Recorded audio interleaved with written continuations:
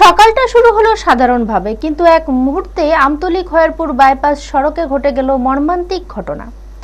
মলনগর bypass এলাকায় ৬২ বছর বয়সী অমূল্য সরকার পথ চলতে প্রাণ হারালেন।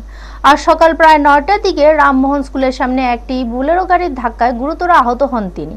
স্থানীয়দের তৎপরতায় আনন্দনগর ফায়ার ব্রিগেড তাকে দ্রুত উদ্ধার করে টিএমসি হাসপাতালে নিয়ে যায়, কিন্তু চিকিৎসকরা তাকে মৃত ঘোষণা করে। ময়নাতদন্তের পর আগামীকাল মৃতদেহটি পরিবারের হাতে তুলে দেওয়া হবে। স্থানীয়দের অভিযোগ, আমতলী খয়েরপুর বাইপাস সড়কে প্রায় দুর্ঘটনা ঘটে।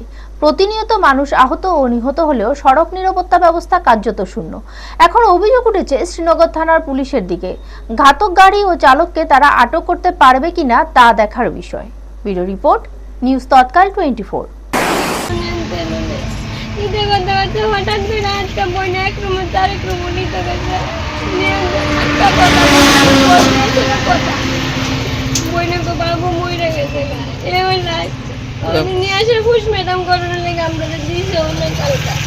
কোনখানে আঘাতটা দেন, কোনখানে পাইছে? মাথা, সারা শরীর ভেঙে গেছে গা, আর হাতটা করে গুড়া গুড়ো হয়েছে গা।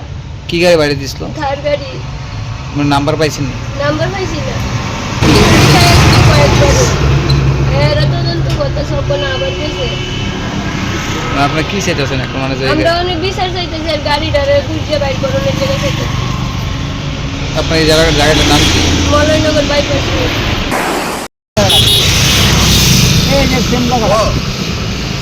মানে লুঙ্গিটা এমনি একটা পক্ষীর মতন উড়াল খাচ্ছে। কোন জায়গা থেকে?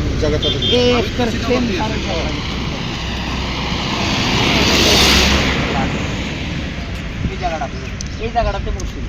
আচ্ছা, এই জায়গাটার দিকে পড়ছে।